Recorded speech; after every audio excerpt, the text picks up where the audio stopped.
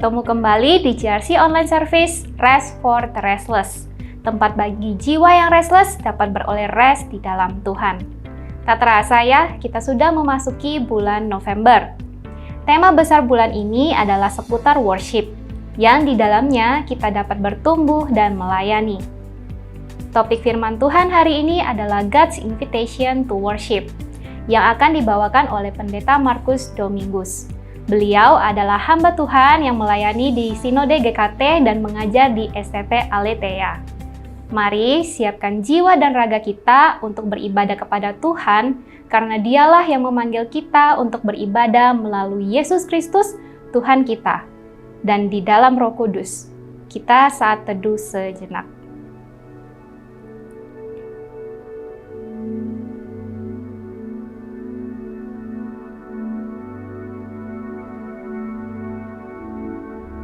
Dengan iman kita mengakui bahwa pertolongan kita berasal dari Tuhan yang menjadikan langit dan bumi.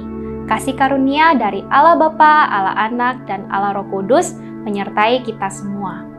2 Timotius 1 ayat 9 menyatakan, Dialah yang menyelamatkan kita dan memanggil kita dengan panggilan kudus, bukan berdasarkan perbuatan kita, melainkan berdasarkan maksud dan kasih karunia-Nya sendiri, yang telah dikaruniakan kepada kita dalam Kristus Yesus sebelum permulaan zaman.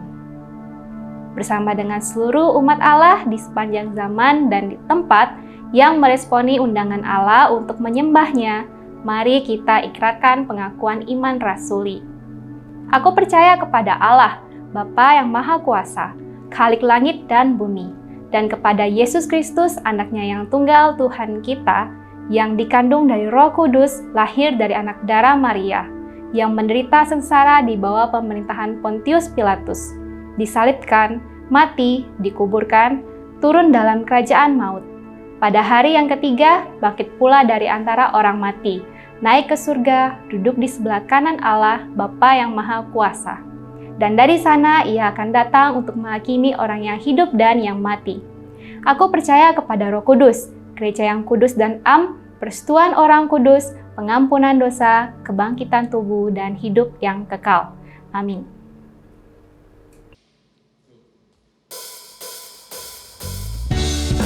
Karya Tuhan yang besar membuktikan bahwa kasih-Nya nyata dalam kehidupan kita.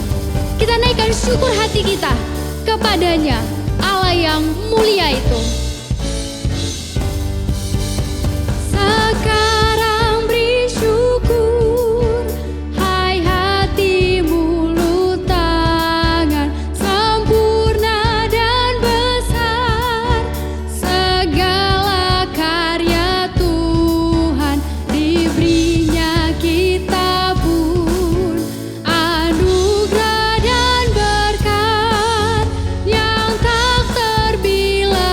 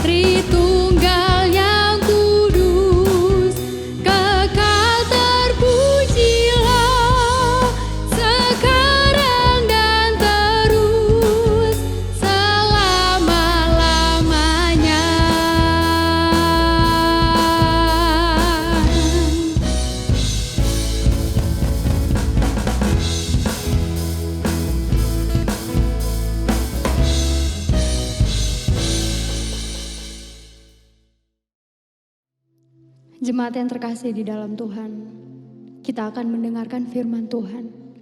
Mari kita siapkan hati kita. Kita pujikan pujian ini.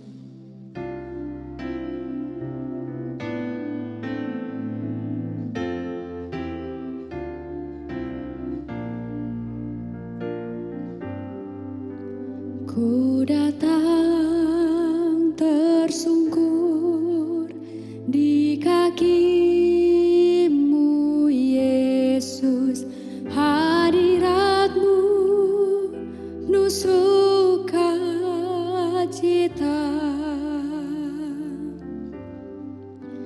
Tiada lain, tak seorang pun seperti Kau, Yesus.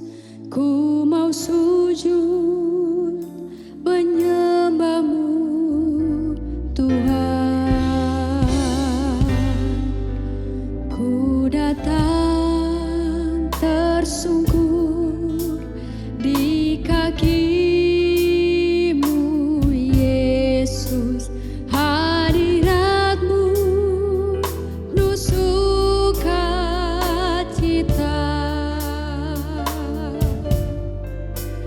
Tiada lain, tak seorang pun seperti Kau, Yesus. Ku mau sujud menyembah-Mu, Tuhan.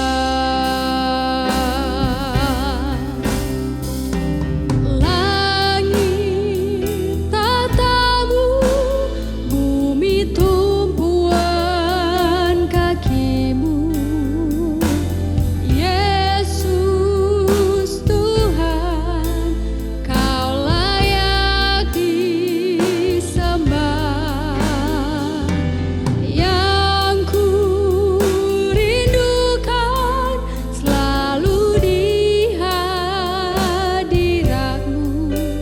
Ku memuji dan menyembah-Mu.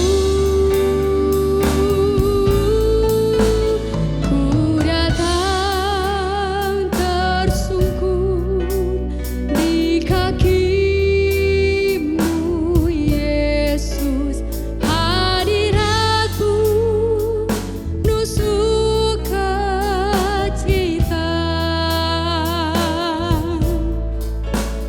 Tiada lain, tak seorang pun seperti Kau, Yesus. Ku mau sujud menyembah-Mu, Tuhan. Tiada lain, tak seorang pun seperti Kau, Yesus. Ku mau sujud menyembah-Mu. Ku mau sujud menyembah-Mu. Ku mau sujud menyembah-Mu, Tuhan.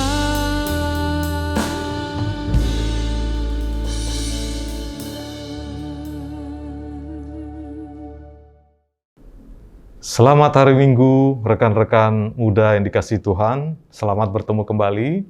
Mari sebelum kita membaca dan merenungkan firman Tuhan, kita berdoa terlebih dahulu. Kita berdoa. Tuhan Allah kami yang baik, kami bersyukur untuk waktu ini. Firman-Mu akan kami baca dan renungkan. Mari tolonglah kami, ya Tuhan.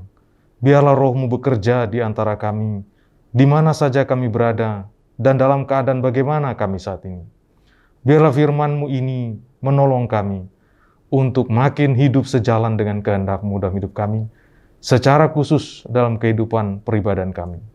Demi Kristus Juru Selamat yang setia. Amin. Kita baca kitab suci dari Mazmur 65, ayat 1 sampai dengan ayatnya yang kelima. Saya bacakan, ya. Demikian firman Tuhan. Nyanyian syukur karena berkat Allah untuk pemimpin biduan, Mazmur Daud, nyanyian. Bagimulah puji-pujian di Sion, ya Allah, dan kepadamulah orang membayar nazar. Engkau yang mendengarkan doa, kepadamulah datang semua yang hidup karena bersalah. Bila mana pelanggaran-pelanggaran kami melebihi kekuatan kami, Engkaulah yang menghapuskannya. Berbahagialah orang yang Kau pilih dan yang Kau suruh mendekat, untuk diam di pelataran-Mu. Kiranya kami menjadi kenyang dengan segala yang baik di rumah-Mu, di bait-Mu yang kudus. Teman-teman, pandemi COVID-19 ini banyak diteliti, dipelajari, dan salah satu efek besar yang dibawa oleh pandemi ini terhadap kehidupan orang Kristen adalah ia mengubah perilaku kita terhadap ibadah. Ia mengubah perilaku banyak orang, perilaku dan sikapnya orang Kristen terhadap ibadah. Jadi apa yang sedang berlangsung sekarang ini, kalau kita lihat baik-baik, ini sebenarnya dalam banyak hal bisa dipengaruhi kuat oleh apa yang sebelumnya sudah berjalan di dunia bisnis, yang selama beberapa tahun sebelum pandemi ini sudah berlangsung. Jadi begini, kalau kita melihat akun-akun media sosial gereja ya, yang menyiarkan siaran-siaran ibadah gereja itu makin ke sini, itu makin dipersepsi sebagai seperti provider, sebagai seller, atau bahkan kalau kita pakai bahasa yang lebih sehari-hari kita gunakan, lapak ya. Lapak yang menyiarkan atau menyediakan layanan siaran ibadah online. Jadi, orang yang menyaksikan ini atau orang yang menonton itu memposisikan dirinya seperti seorang buyer, seperti seorang yang mencoba membeli. Dan itu sebabnya mengapa di dalam kehidupan mereka setiap waktu, pada waktu hari Minggu atau mungkin sebelum hari Minggu, udah nyari-nyari ini info nih, mana kira-kira yang mereka akan saksikan, yang akan mereka ikuti pada hari Minggu mendatang. Mereka yang menyediakannya juga berpikir mungkin juga seperti itu. Jadi mereka melihat layanan ibadah online yang disiarkan itu menjadi seperti kita menjual produk ya, produk layanan ibadah online untuk orang-orang yang akan menonton dan mengkonsumsinya. Nah, kalau kita memperhatikan ini baik-baik, dari sudut pandang yang semata-mata positif aja deh, semata-mata positif, jangan pikir negatif dulu. Saya kira yang sedang kita saksikan sekarang ini adalah semacam peragaan dari kehausan, peragaan dari kerinduan, keinginan orang yang begitu kuat. Ya bayangin cari mana yang paling diharapkan, paling bisa memberikan jawaban, memenuhi kebutuhan, memenuhi apa yang dia cari dalam waktu ketika dia akan menonton atau mengikuti siaran ibadah tersebut. Saya baca itu secara positif sebagai keinginan orang ya, kehausan untuk mencari sesuatu yang bisa memuaskan kebutuhan rohaninya atau menyediakan, mengenyangkan apa yang dia butuhkan pada saat itu. Nah di sini ketika mereka coba lihat siaran yang disediakan oleh gerejanya dan ternyata itu mungkin dia bilang nggak terlalu pas dengan apa yang dia cari saat itu, orang bisa dengan cepat pindah ke channel yang lain. Cari saluran yang lain, cari siaran yang lain, yang dia pikir bisa menyediakan apa yang dia butuhkan. Dan kalau dia sudah temukan, dia akan diam di situ. Tapi nanti kalau dia ketemu dan tidak ketemu pas dengan yang dia inginkan, ganti lagi, pindah ke tempat yang lain. Nah buat saya, dari kacamata yang positif ya teman-teman ya, ini semata-mata menurut saya menggambarkan satu kerinduan kuat ya. Nah, kalau kita membaca lebih jauh lagi, memahami perilaku semacam ini, yang sedang kita lihat seperti ini, ya, dari sudut pengalaman berbelanja secara online ini, manusia dan kebutuhan-kebutuhannya, manusia dan apa yang dia rasakan, dia inginkan, itu yang menjadi titik berangkat orang, titik orientasi orang, motif orang, dan alasan orang untuk mengikuti siaran-siaran ibadah semacam itu. Jadi di sini yang jadi titik berangkatnya adalah manusia dengan segala kebutuhannya, dengan segala keinginannya. Nah, Alkitab, kalau kita membaca Alkitab dengan baik dari awal sampai akhir dan mengikuti pengajaran Alkitab tentang ibadah, Alkitab itu memang memberikan kepada kita banyak sekali kesaksian yang gamblang tentang orang-orang, bahkan bangsa, negara, yang mencari Tuhan berangkat dari kondisi-kondisi dirinya. Berangkat dari keadaan-keadaan yang mereka alami.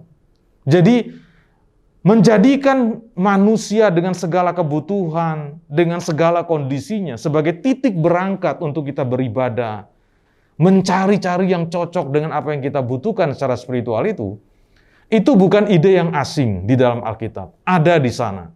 Nah, kita bisa temukan banyak contoh.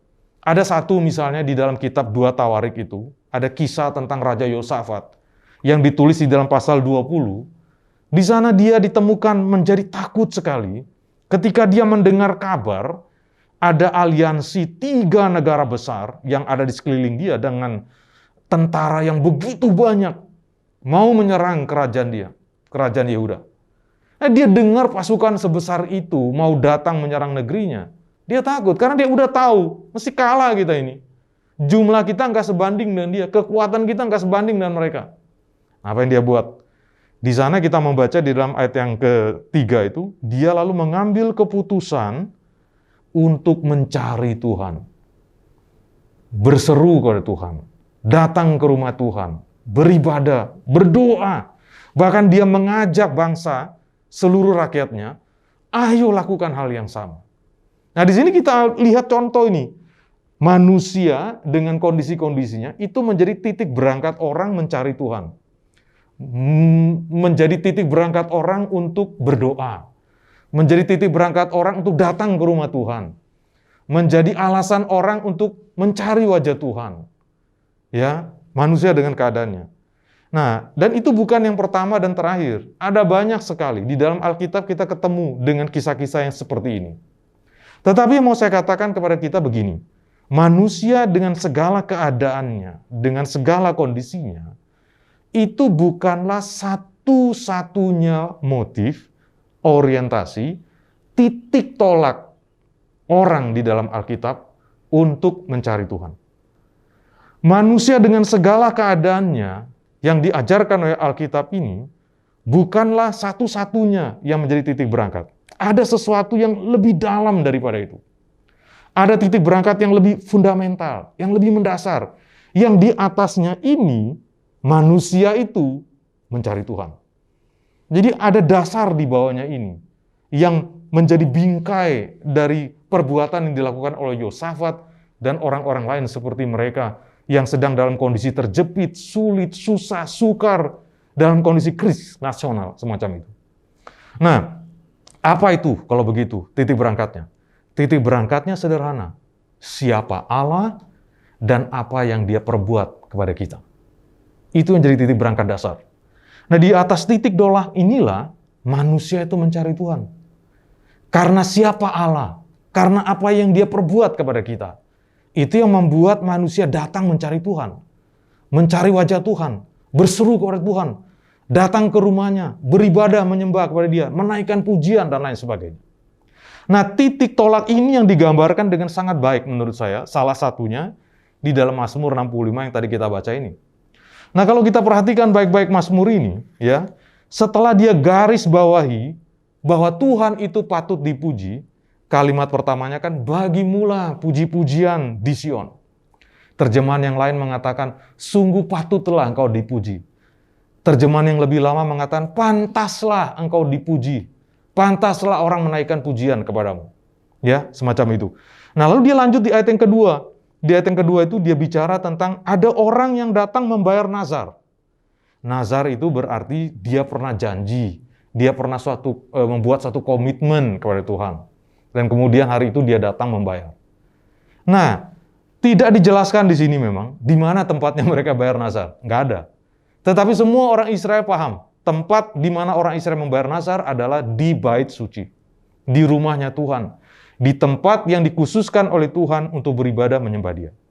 Selanjutnya, di dalam ayat yang ketiga dan keempat, dia bicara tentang semua yang hidup, dia sebut di situ. Semua yang hidup, dan yang dimaksud semua yang hidup di sini adalah manusia. Manusia ini dikatakan dia datang, ya. Mereka itu datang kepada Tuhan karena bersalah. Nah, orang-orang ini datang bukan untuk bayar nazar. Mereka datang kepada Tuhan karena ada satu kondisi yang membelit hidup mereka itu. Yang mengitari hidup mereka, yang membuat mereka tidak bisa lepas. Yang digambarkan di dalam ayatnya yang keempat itu sudah melampaui kekuatan kita. Gak bisa. Ini harus kita datang kepada pihak yang bisa menolong kita. Dan satu-satunya yang bisa bantu kita menyelesaikan masalah-masalah pelanggaran kita ini adalah Tuhan saja. Nah, kalau kita memperhatikan baik-baik di sana, tidak ada sama sekali di dalam ayat-ayat ini, dari ayat yang kedua sampai ayat yang keempat, tidak ada keterangan sama sekali sebelum orang datang memuji Tuhan, membayar nazar, kemudian memohon Tuhan menyelesaikan masalah-masalah pelanggarannya, tidak ada sama sekali keterangan bahwa mereka itu telah mendengar undangan Tuhan untuk datang. Telah mendengar panggilan Tuhan untuk datang. Bahkan tidak ada sama sekali dikatakan perintahnya Tuhan supaya mereka datang. Nggak ada. Sepertinya yang menjadi alasan mereka datang itu semata-mata dirinya saja. Keadaan dirinya, apa yang membelit hidup mereka, dan apa yang mereka inginkan lakukan. Itu saja. Nah, tetapi kalau kita sedikit cermat membaca tadi, di ayat yang ketiga, sebenarnya kitab suci sudah memberi kepada kita itu sedikit petunjuk. Sedikit petunjuk di situ. Di ayat yang ketiga itu, alasan awal mengapa orang datang, menaikkan pujian, membayar nazar, karena Dia Allah dikatakan yang mendengarkan doa. Karena Engkau yang mendengarkan doa. Apa arti kalimat itu? Kalimat itu mengandung arti Tuhan itu punya sifat, atribut, hakikat yang mendengarkan doa. Ini pengajaran menarik, teman-teman ya. Inilah yang membuat doa itu menjadi mungkin. Kenapa kita berdoa kepada Tuhan? Mengapa kita menaikkan permohonan kepada Dia? Bukan karena kita pertama-tama butuh Dia. Bukan. Memang kita butuh Dia. Tetapi mengapa dalam kebutuhan kita berdoa sama Tuhan? Kita berseru kepada Dia. Karena kita tahu Dia Allah yang mendengarkan doa. Karena Dia yang mendengarkan doa. Dia mendengarkan, dan mendengarkan bukan hanya sekedar dengar. Dia mau jawab doa kita. Dia mau lakukan sesuatu kepada permohonan kita. Dan itulah yang menjadi fondasi mengapa kita datang berdoa. Nah, lebih jauh di dalam ayat yang kelima, ini yang lebih terang lagi dikatakan di sana. Dikatakan, berbahagia orang yang Engkau pilih dan yang Engkau suruh mendekat untuk diam di pelataran-Mu. Kiranya kami menjadi kenyang dengan segala yang baik di rumah-Mu, di bait-Mu yang kudus. Itu yang disebut di sana. Nah, di sini teman-teman kita bertemu seolah-olah ada semacam kontradiksi. Kalau tadi di dalam ayat 2-4 orang datang sendiri tanpa diminta, tanpa disuruh, tanpa diundang, di dalam ayat yang kelima, di situ baru kita temukan bahwa di belakang tindakan orang-orang ini sebenarnya ada Allah yang sudah lebih dahulu melakukan sesuatu kepada mereka. Dia yang pilih orang ini untuk datang. Dia yang suruh mereka datang. Dia yang panggil mereka datang. Dan karena itu kita datang kepada Tuhan. Karena itu mereka datang kepada Tuhan. Ini yang dimaksud di sini dengan menjelaskan kenyataan seperti ada perbedaan arti di antara ayat 2-4 dengan ayat yang kelima. Ayat yang kelima itu mau memberitahukan kepada kita kebenaran yang mendasar di balik tindakan-tindakan kita. Yang mau dia katakan di balik tindakan orang yang pergi membayar nazar, tindakan orang yang memberi pujian, tindakan orang yang bersuruh minta Tuhan, tolong Tuhan, kesalahan kami sudah terlalu berat. Kami nggak sanggup lagi mikul beban ini. Sesungguhnya ada Allah yang sudah terlebih dahulu yang dikatakan di situ, pilih dan suruh. Engkau yang pilih, Engkau yang suruh kami datang mendekat. Nah, di dalam kata pilih dan suruh ini, pilih dan suruh mendekat ini, di situ kita sebenarnya ketemu dengan segala macam tindakan yang perlu, yang telah dilakukan Allah, yang memungkinkan kita itu bisa datang beribadah kepada Dia. Di dalam suratnya kepada jemaat Efesus, Paulus pernah bilang begini dalam pasal 1. Di dalam Kristus Allah telah memilih kita. Di dalam Kristus. Dan dalam kasih Ia telah menentukan kita dari semula oleh Yesus Kristus untuk menjadi anak-anaknya. Pasal 1 ayat 4-5. Nah, karena kita anaknya, maka Allah itu ingin selalu engkau dan saya ada di dalam relasi yang dekat dan hangat dengan Dia. Dan itu sebabnya mengapa Dia suruh kita senantiasa untuk datang mendekat kepada Dia. Untuk memuji Dia. Untuk menyelesaikan komitmen-komitmen kita yang telah kita buat pada waktu kita menerima suatu tugas misalnya di gereja. Atau ketika ayah dan ibu kita menyerahkan kita untuk dibaptiskan. Atau ketika kita sendiri maju di depan jemaat dan kita ditanya dan kemudian kita menjawab iya kepada apa yang ditanyakan oleh hamba Tuhan kepada kita. Atau waktu kita di CD itu di dalam jawaban-jawaban kita, sebenarnya di sana ada komitmen-komitmen yang pernah kita buat kepada Tuhan. Dan Dia yang selalu ajak kita, undang kita untuk datang. Dia yang panggil, Dia yang undang kita, ayo datang.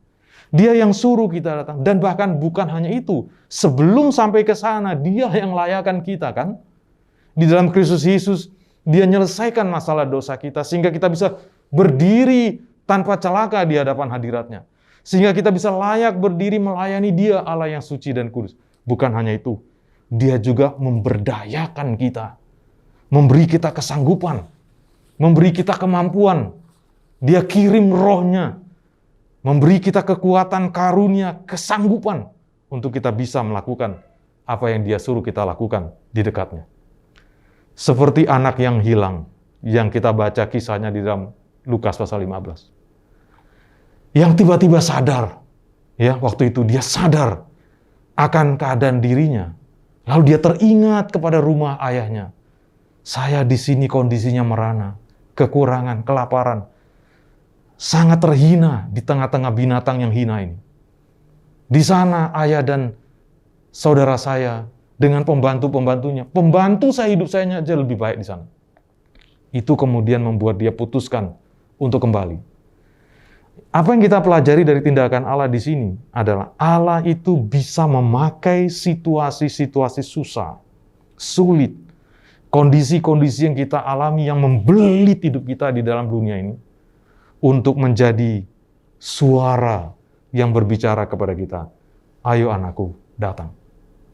Ayo anakku, datang ke sini. Mari datang ke dekatku. Mari datang dalam rangkulanku. Nah, kalau pada suatu waktu, pada hari beribadah itu, kita kemudian benar-benar datang. Entah itu datang ke gereja, atau kita duduk di depan screen, di depan layar, dan mengikuti ibadah. Hei teman-teman, itu semata-mata terjadi bukan karena kemampuan kita. Itu semata-mata terjadi karena Dia yang sudah melakukan sesuatu.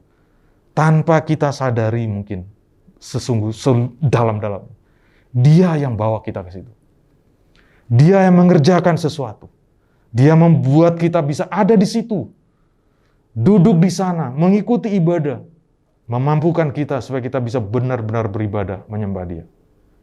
Nah, itulah sebabnya mengapa di dalam gereja kita ini, saban kali ketika kita memulai ibadah minggu, saya kira kalau teman-teman perhatikan baik-baik, selalu kalimat suci ini disebutkan pertama kali. Kalimatnya kan begini, pertolongan kita ialah di dalam nama Tuhan yang menjadikan langit dan bumi. Kalimat itu diambil dari Mazmur 124 ayat 8. Kalimat itu diucapkan selalu di awal. Kenapa? Kenapa kita, gereja kita dan gereja-gereja lain seperti kita itu menggunakan kalimat itu nomor satu? Karena di dalam kalimat itu kita mengakui, teman-teman, mengakui sungguhan kepada Tuhan. Bahwa kita bisa ada di sini, kita bisa beribadah di sini, itu karena pekerjaan Tuhan. Kita mengakui sungguh-sungguh ketika kalimat itu kita bacakan dan diperdengarkan. Lalu setelah kalimat itu kan biasanya diikuti dengan nyanyian pujian kepada Allah Tritunggal, Bapa, Putra, Roh Kudus. Kita mengaku di sana dengan rendah hati bahwa jika semata-mata bersandar kepada kekuatan kita, nggak ada. Jika semata-mata bersandar kepada kemauan baik kita, keinginan baik kita, kerinduan kita, kondisi-kondisi kita, sesungguhnya kita nggak bisa ada di depan itu. Nggak bisa duduk di hadapan Allah. Nggak bisa berdiri di hadapan Allah. Memuji dan menyembah Dia. Nggak mungkin. Nggak bisa. Kenapa? Karena kekuatan kedagingan kita itu kuatnya minta ampun. Dosa dan dunia ini, si jahat begitu kuat mencoba menarik kita dari Tuhan. Tapi kalau kita bisa ada di sana, itu semata-mata karena Tuhan. Jika bukan karena karya ketiga yang esa itu dalam hidup kita, gak bisa kita. Kalau bukan karena pilihannya, undangannya, suruhannya itu datang ke dekatnya, gak bisa. Kalau bukan karena kesanggupan yang Dia berikan dari Roh-Nya, gak bisa. Nah, keinginan mencari Tuhan karena itu, untuk beribadah, untuk menyembah Dia, untuk memuji namanya, meninggikan Dia, yang semata-mata didorong oleh keinginan-keinginan kita sendiri, yang semata-mata didorong oleh karena kita waktu itu sedang dalam kondisi sulit, susah, dan karena itu saya pikir saya harus datang sama Tuhan saja. Kondisi-kondisi yang membuat kita itu hanya ingat, oh ya wis, nggak bisa deh aku coba datang ke Tuhan, yes, mungkin Dia bisa bantu saya, atau Dialah yang bisa bantu saya. Kalau hanya sekedar kita mengandalkan kemauan kita sendiri, atau bahkan kita pergi beribadah hanya karena kita ingin menikmati pengalaman-pengalaman tertentu dari ibadah itu. Teman-teman, bahkan ya, saya ingin dapatkan berkat rohani dari khotbahnya pendeta itu atau hamba Tuhan itu yang saya suka. Kalau hanya di situ saja kita datang mencari Tuhan, beribadah kepada Dia, maka sebenarnya pada akhirnya tidak akan membuat kita kenyang. Kalau pakai bahasanya Mazmur, tidak akan membuat kita kenyang dengan segala yang baik dari Tuhan. Beribadah yang semata difokuskan untuk mencari solusi-solusi bagi masalah kita, itu hanya akan membuat kita begitu cepat pindah dari saluran yang satu ke saluran yang lain. Pindah dari channel yang satu ke channel yang lain. Pindah dari gereja yang satu ke gereja yang lain. Dan berpindah-pindah meninggalkan kita dalam kondisi malnutrisi, kurang gizi secara spiritual. Kita mungkin bisa terlihat dapat banyak inspirasi. Kita bisa ceritakannya dengan banyak. Tetapi dalam kenyataan yang paling mendasar, hal semacam itu mungkin meninggalkan kita tetap dalam keadaan miskin, merana, kering, layu secara spiritual. Tanpa perubahan, tanpa transformasi hidup yang benar-benar real. Tapi lain sekali hasilnya, teman-teman. Kalau kita beribadah kepada Tuhan, sungguh kita beribadah itu benar-benar dilandasi oleh suatu kesadaran yang kuat. Aku datang memenuhi panggilan-Mu, Tuhan. Aku datang kepadamu, ya Tuhan, karena Engkaulah Allah yang telah melakukan segalanya untuk hidupku. Aku mau datang menyembah-Mu. Dengan kondisi apapun yang aku hadapi hari ini, aku mau datang memuji, menyembah-Mu. Kalau kita datang pertama-tama kepada Tuhan sebagai respons kita kepada undangan Dia, kepada ajakannya Dia yang menyuruh kita dekat kepadanya itu, maka pengalaman ibadah itu, saudaraku, itu akan membuat kita mengalami sesuatu yang berbeda. Kalau kita mendengar Tuhan bicara kepada kita, mari anakku, datang kepadaku. Itu yang mendorong kita datang kepada Dia. Menaikkan pujian, melayani Dia, melakukan sesuatu. Pengalaman ibadah semacam itu akan membuat kita dikenyangkan dengan segala yang baik dari Tuhan. Mengikuti ibadah dengan cara seperti ini, itu bukan lagi soal diriku sudah, tetapi soal Tuhan. Ini bukan lagi soal saya mencari apa yang ada di tengah dunia ini sudah. Tetapi seperti bahasanya Paulus dalam Kolose itu, saya mencari Dia, perkara-perkara yang di atas. Saya cari Dia. Saya ingin Dia. Karena saya diajak oleh Dia untuk datang. Dia mengundang saya datang dan saya ingin datang ke dekat Dia. Saya ingin memenuhi panggilan Dia yang penuh rahmat itu kepada saya. Nah, kalau kita lihat dan mengangkat hati kita, kapan saja kita mendekati Tuhan dalam ibadah dengan sikap batin yang semacam ini, teman-teman. Sesuai janji Tuhan dalam Mazmur 65 ayat 5 itu, segala yang baik akan kita nikmati. kita akan dikenyangkan, dan kita akan mengalami pembaharuan yang luar biasa dari firman yang Allah sampaikan di dalam ibadah, dari pujian, dari lagu, dari apa saja yang terjadi di dalam ibadah itu. Apakah hal semacam ini yang menjadi caramu beribadah selama ini? Kalau belum, saya ajak teman-teman, mari kita datang ke hadapan Allah dengan suatu kesadaran penuh. Kita sedang datang untuk memenuhi panggilan, memenuhi undangannya. Dengan kesadaran penuh bahwa Dia pilih kita untuk datang mendekat. Dia ajak kita, Dia undang kita datang.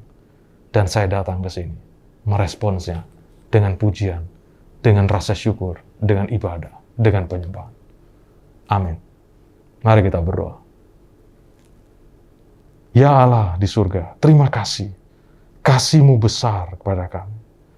Karya-Mu dalam Kristus Yesus sungguh luar biasa.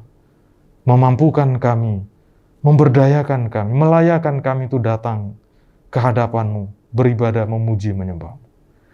Kalau saat ini kami ada di dalam ruang ibadah kami, baik secara langsung pada waktu kami bertemu dalam ruang virtual ini, atau di kemudian hari, kami melihat kembali siaran ibadah ini. Kami tahu ya Tuhan, itu karena Engkau yang melakukannya. Engkaulah yang telah bekerja terlebih dahulu, mengajak, mengundang, dan bahkan memampukan kami supaya dapat beribadah menyembah. Kami mohon pertolongan-Mu ya Allah senantiasa. Kami bersyukur untuk undangan-Mu senantiasa diberikan selama kami masih hidup, untuk mendekat, diam di pelataran-Mu, untuk dikenyangkan dengan segala yang baik oleh-Mu. Demi Kristus. Amin.